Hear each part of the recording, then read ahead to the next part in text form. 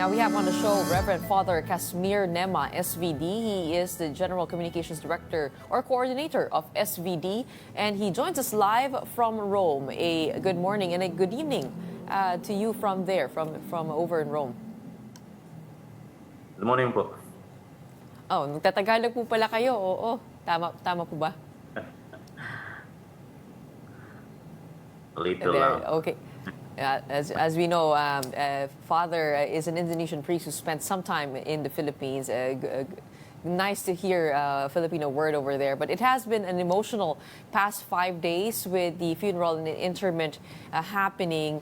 Everything in a whirlwind. But how did you spend your last 24 hours? Well, I had Mass at Vatican this morning. It was Mass with the pilgrimage of youth.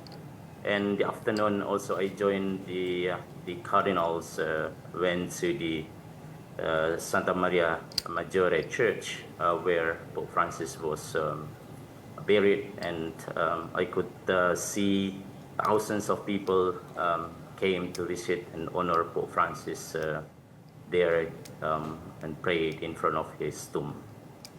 Are you based in Rome, or did you really fly to be able to mourn with the Catholic community over there at the Vatican? I was assigned here around 3 months ago. So I was assigned to the SPD General Communication in our main house in the SPD. It's about 5 kilometers from the Vatican. Mm-hmm.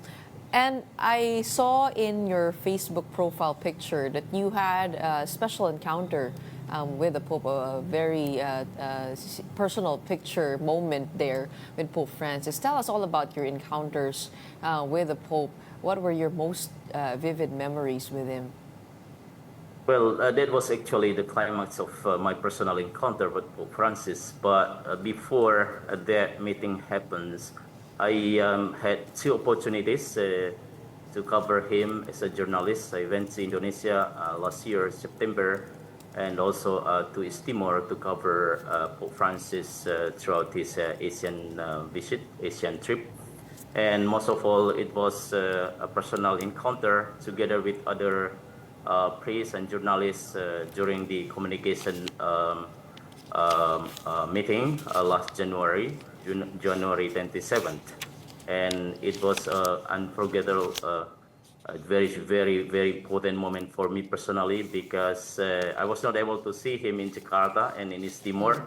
I was not able to shake my hands with him, but eventually, in an unexpected way, I was able to see him personally in the Vatican.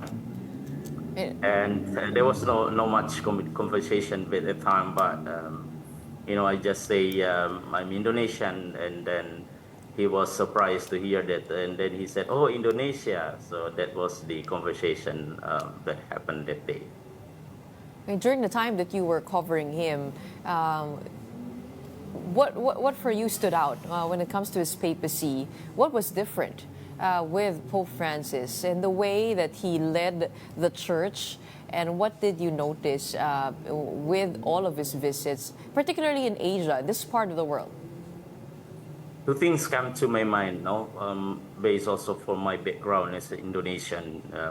Catholic community in Indonesia is very minority. But here, Pope Francis, last time he came to Indonesia, he brings this idea of interfaith dialogue.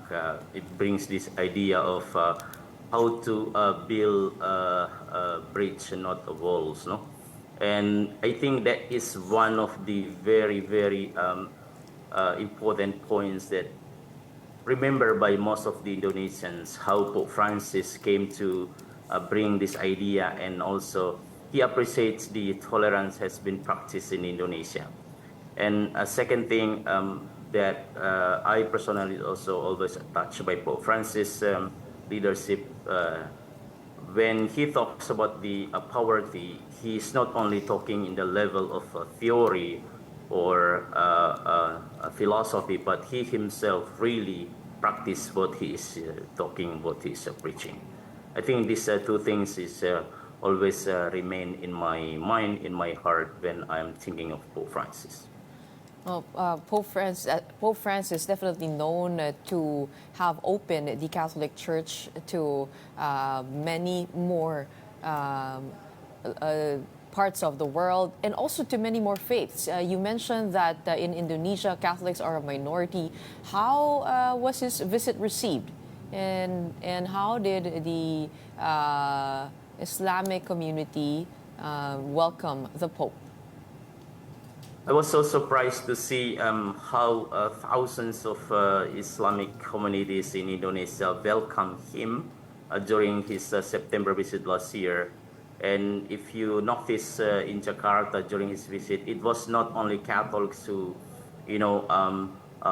watched for him on the streets, but also the Muslims. And I think the best way to prove how the Indonesian communities or Islam community remember or welcome Pope Francis is this time during his passing. And it's thousands of tears in Indonesia remembering him. It's not only Catholics, I can tell you, it's a lot of Muslim communities, even those grassroots people remember him during this mourning time. And I could notice that thousands of people are in tears, and they also join the liturgical service in Indonesia in different parts of the church, in the parish, and also in different communities. How has the community or the church grown in Indonesia during his time? And you're right, no. I think he lived universal values of compassion, of mercy, of justice, of concern for the poor, and he lived it through gestures as has been talked about his legacy. But how has that translated into growing the Catholic Church over in Indonesia? I guess I could see now that, particularly if you look at from the perspective of governmental system, at least a lot of values from Pope Francis that has been practiced and also been followed by most of our religious leaders and also our governmental leaders in Indonesia. Pope Francis has been cited by many, particularly in this time after his visit.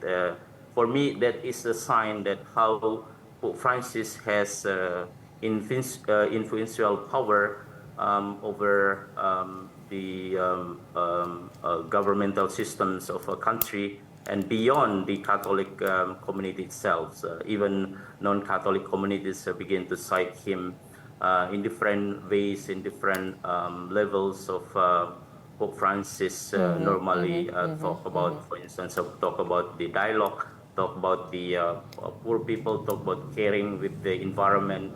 So for me, so many people around the world, particularly in Indonesia, who has been cited Pope Francis.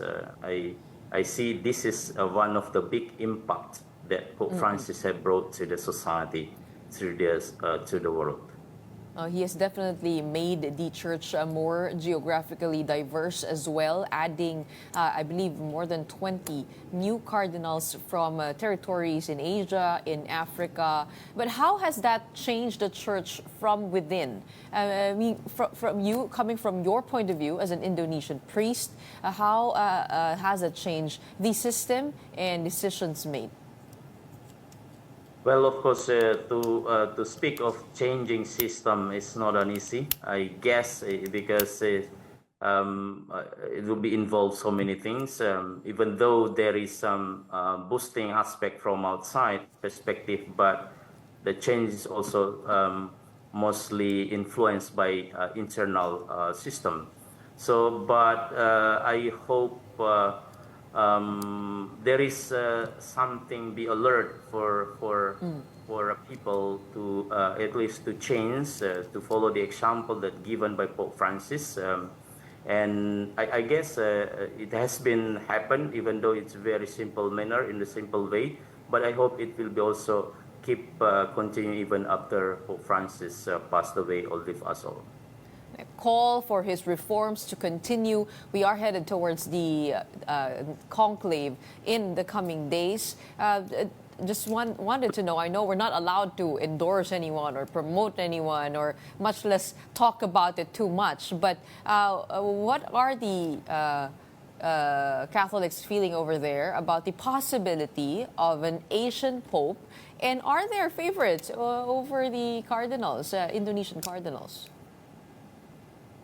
You know, like you may notice, there's been plenty of rumors around about who will be the next pope, whether it's coming from Europe again, from Asia, or from Africa.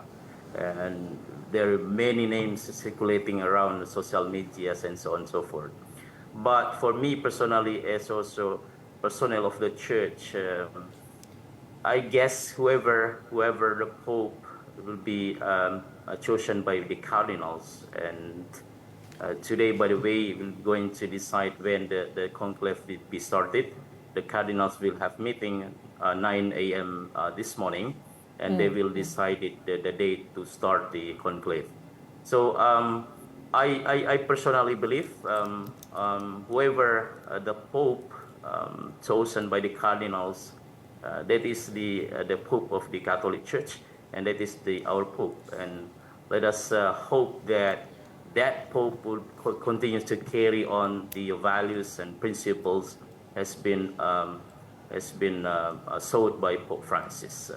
Whether it's an Asian or African or European or American, whoever he is, I believe with the trust and faith, Holy Spirit, and that person is the right person for us to guide the church in the coming years.